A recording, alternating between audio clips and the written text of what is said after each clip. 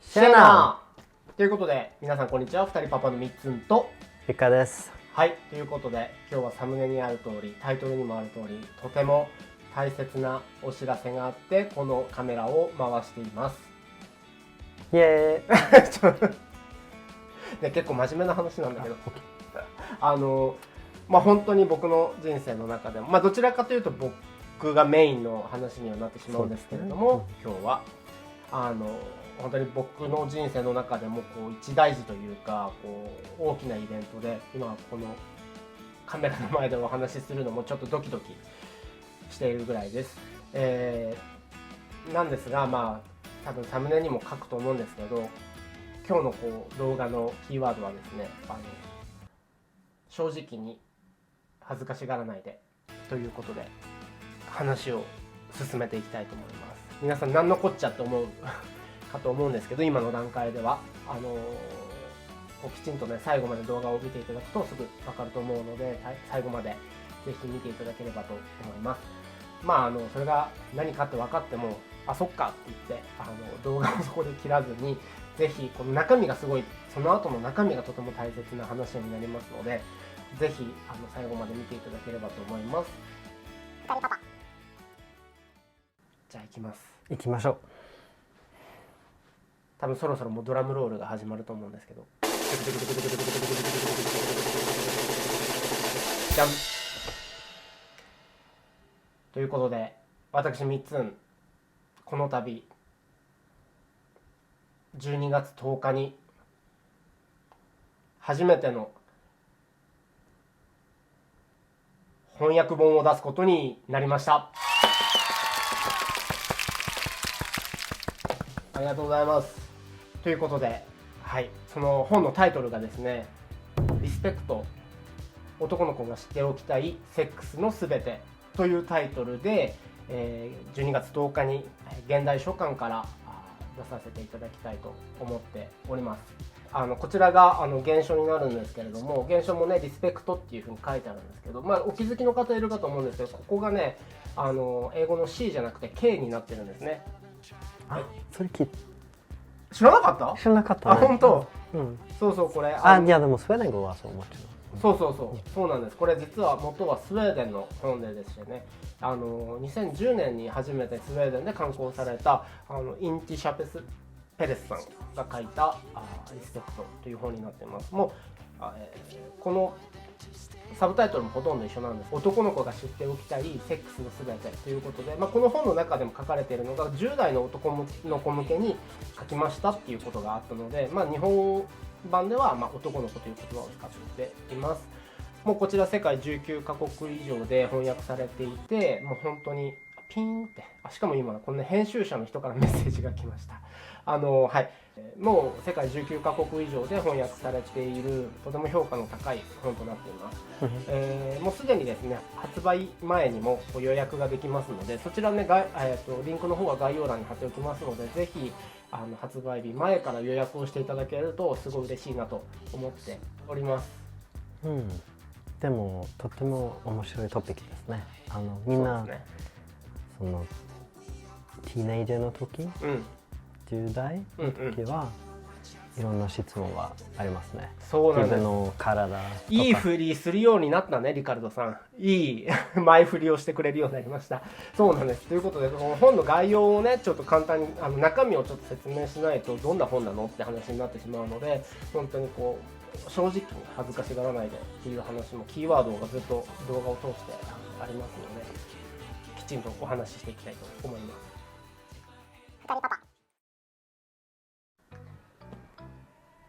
ということで、こちらの本の概要なんですけれども、目次を見るとね大体いろいろ分かると思います。これスウェーデン語なんでちょっといろいろメモとかもしちゃってるんですけど、まず最初に始まるのはまずは男の子向けに書かれているので、男の子の体のこと、男性の体のことであったりとか、心のこともすごい書かれてますし、もちろん、マスターベーションのことであったりとか、それから、ポルノ、いわゆる日本でいうと AV とかになるのかな、そういう動画とどうやって接していくかっていうアドバイスであったりとか、あとはその男性のジェンダーロールに関してっていうのも書かれたりしています。あとは女性の体のことはもちろん、女性との付き合い方であったりとか、あとは生理のこととかもねきちんと書かれています。やっぱり勝手に男の子が想像する生理ってちょっと女性のリアルと違うっていうこともよくあると思うんですけど、そういうことに関しても書かれています。その後この恋愛について書かれていくんですけど、セックスの前に恋愛があることが多いと思うので、そういう恋愛、心の問題だとか心の動きであったりとか、あとはその出会いや別れに対してどうやって、接していけばいいのかっていうことなんかも書かれています。それからそうやって恋愛関係が進んでいくとキスやセックスっていう直接的なコミュニケーションにもなっていくので、その少しずつ距離を近づけていくそういうプロセスなんかも書かれていたりします。でそのいろんな章があるんですけど、1章2章3章4章ってあるんですけど、いろんな章題っていうのもあって章のタイトルがついてるんですけど、その中でも第4章がリスペクトっていう章のチャプタータイトルがついてるんですね。でそれはもうこのタイトルのままなので本当に一番大切なコアな部分なんですけども、そのちゃんと読んでほしいので全部は言えないんですけど、一番やっぱ大切なのはそのセックスにおいてちゃんとお互いに同意を取ってセックスをしているか、あとはフィジカルなコンタクトをしているかっていうことがとても書かれています。でスウェーデンでは同意法というのがあって、一方の片方が同意をしてないセックスであったりとか、フィジカルなコンタクトを無理やりしてしまうと、それは本当に犯罪になってしまうという法律があるんですね。ですごいそれは大切なことなんですけど、結構それを言うとよく出てくる話が、じゃあどうやってその同意を取るのとか、どうやってその相手が OK だっていうのを分かるのとか、何じゃあセックスしようっていういいムードの時に同意書とか書くのみたいなそういうことを言う人がいるんですよね、本当に。だけどもちろんそんなことはする必要がなくて、そのムードをちゃんといいままでちゃんと相手のサインを見逃さずにお互いが同意をした上で楽しい時間を過ごしていくその方法っていうのがしっかりとここに書かれています。多分10代の子だけじゃなくて、僕らわかんない、スウェーデンのあなたが子供の時どうだったかはわかんないけど、俺が子供の時は絶対そんなこと教わってこなかったから、今親とか大人の立場の方も自分の子供世代だったりとか若者世代に対してどうやってそれを説明すればいいのかとか教えればいいのかっていうのは分かんない方が多いと思うので、ぜひそういう方にも読んでいただきたいなと思うんですけど、どうですかリカルドさん、スウェーデンはやっぱり性教育が進んでましたか？そうですね、リカルドさんが子供の時から。そうですね。30年前40年前も結構学校でありました、そういう体のことを学校で、結構早いです。なんか早いっていうのはちっちゃい時から、ちっちゃい時、そうですね、プリスクールにもあった、だから幼稚園ってこと？幼稚園、就学前学校とは言うけどね、幼稚園だね。なんか赤ちゃんはどこから来るとか、なんかそういう話に始まった。そうだね。うちの息子くんももうその幼稚園でね、女性の体から出てくるっていうことはもう分かってるし、割とそういうのがちゃんと堂々とお話をしてもらってるんだろうなっていうふうに感じています。でこの本の中身のねに関しての続きなんですけど、もちろんその同意っていうところは大切なんですけど、それ以外にもやっぱりセーファーセックスのことであったりとか、避妊についての話であったりとか、あとはまたここではそのスウェーデンの本なのでスウェーデンの法律についていろいろ書かれているんだけれども、この日本版に関してはこの日本の法律とスウェーデンの法律をちょっと比較して紹介したりするページなのかもあったりするので、もちろんその大人が見ても読んでもとてもためになる本になっています。ぜひ皆さん手に取っていただきたいなっていうのはありますし、あと現代的な部分で出会い系サイトとか、やっぱりそういうソーシャルネットワーク、インターネットとの接し方についても触れられているので、本当にアップデートされている本だなって思ったりしています。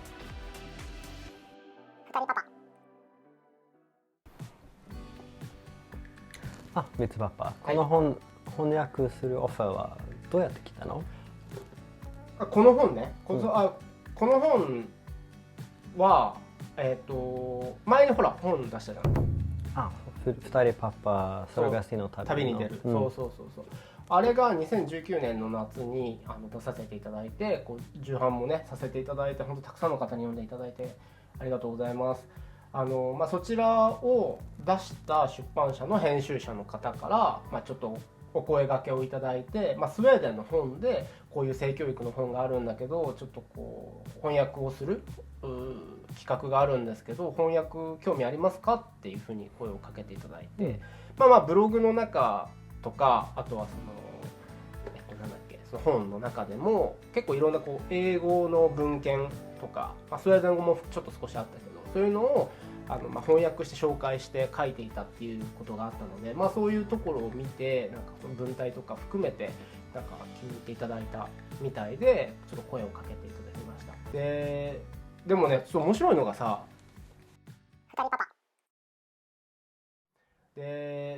面白いのがさ、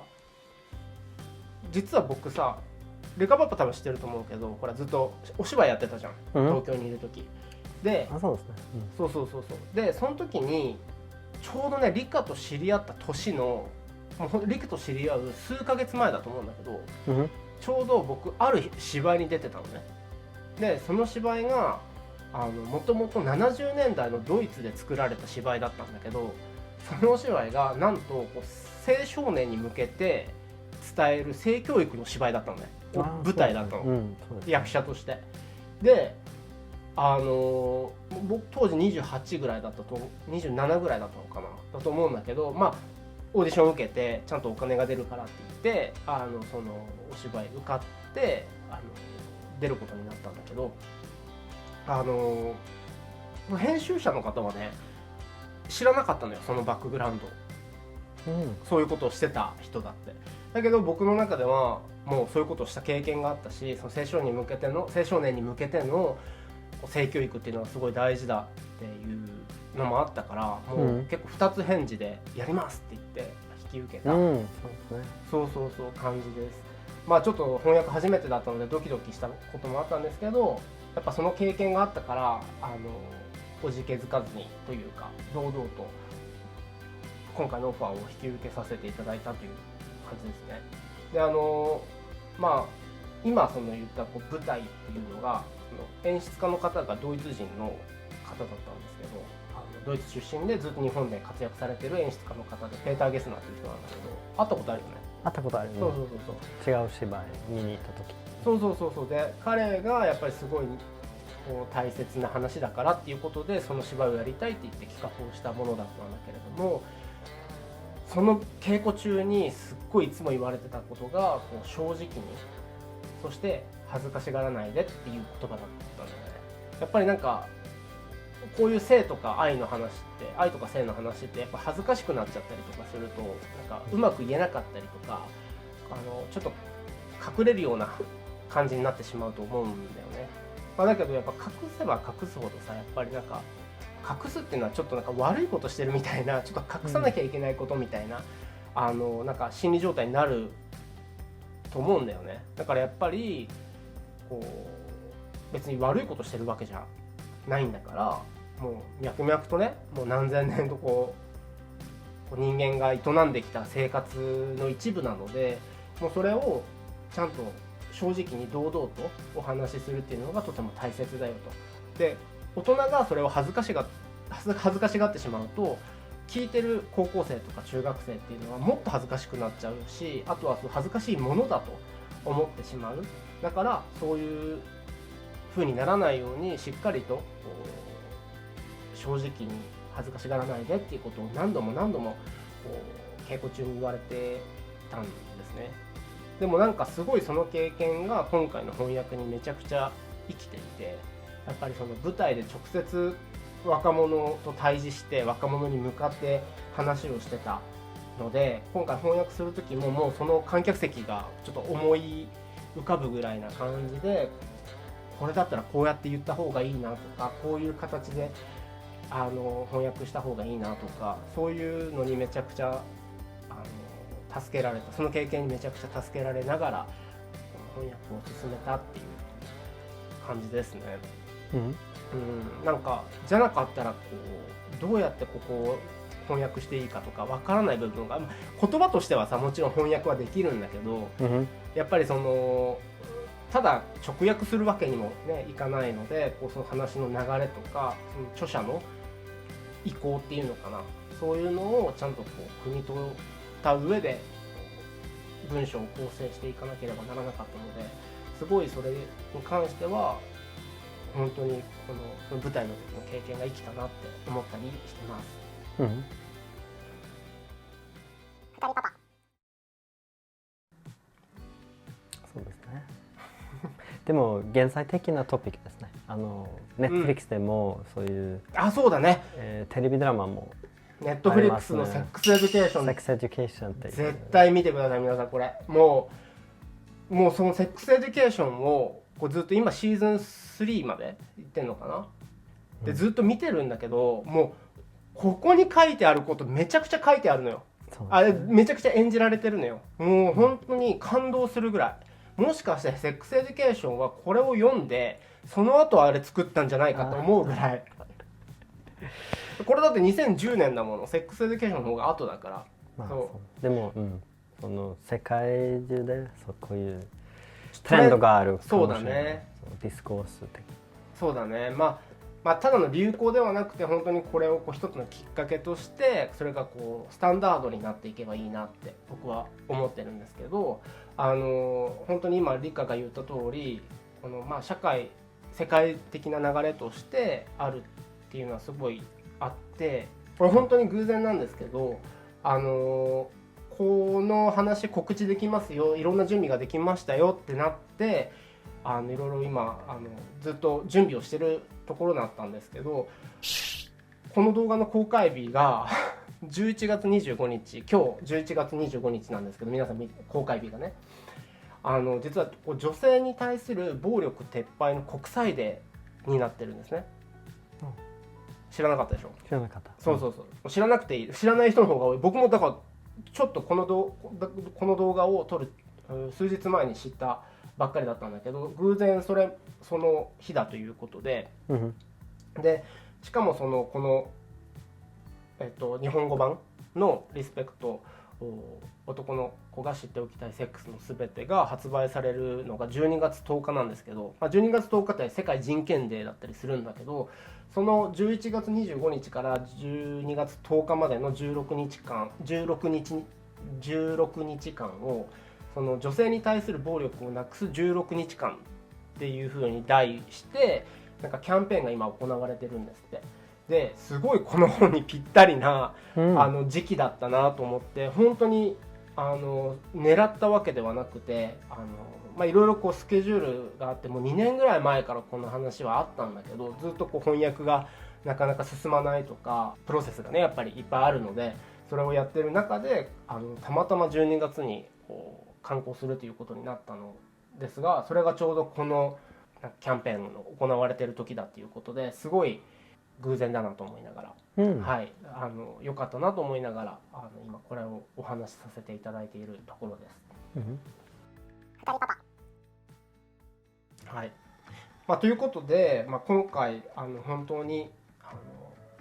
すごい大切なお話で、もう本当に僕も光栄でこういう本をお届けできるっていうことがとても嬉しく思ってます。でもちろんリカパパも、今回本当に僕の名前でね翻訳はさせていただいたんですけど、やっぱり細かいニュアンス、やっぱ英語とスウェーデン語と結構違うところとかも一部やっぱりあったので、そういうところでこうリカパパにねいろいろこう比べて聞いたりとかアドバイスをいっぱいもらいながら書かせてもらいました。本当はね前回本出した時みたいに日本に行っていろいろこうイベントをやったりとかね、そうしたかったんだけど、やっぱり今なかなかこうコロナでこう日本に帰れない状況だったりとか、イベントもこうオフラインでとか生でやることが難しかったりとか、僕らだとちょうどこう今回アメリカに来てたっていうのもあって、ちょっといろんなことが被ってしまうと今回行けなかったんですけど、また日本にね帰る機会があったらこの本に関するイベントもねぜひできたらななんて考えていますので、楽しみにお待ちいただければと思います。それまではぜひこの本を手に取って、読んでいただいて感想をねいただければと思います。今日はそんなところですかね。お疲れのところありがとうございました。リカルドさん一緒にお付き合いいただいて、あと皆さんがね、リカルドさんこの絆創膏どうしたのってみんな気になってる。いやでもそれなんで言っといた方がいいんじゃない一応。でも僕もちょっと知らない。いつの間にかなんかでもシェーディングした。なんそうか、カミソリでちょっとなんか引っかいたもんね。でもつまらない話。それがみんな聞きたかったらしいよでも。はい。はい、ということで今日の動画はここまでになります。ちょっとびっくりした方も喜んでいただいた方もいろんな方がいらっしゃると思いますけれども、ぜひ感想なんかをねコメント欄で匂わせ程度で書いていっていただけたらなと思います。それから高評価ボタンの方も、それからチャンネル登録の方も引き続きよろしくお願いします。アメリカ生活ももう残り少なくなってきましたけれども、引き続きアメリカでの動画っていうのも出していきたいと思いますので、お待ちいただければと思います。ということで、皆さん次の動画でお会いできるのを楽しみにしています。ごきげんよう。ヘイドー。はいどう。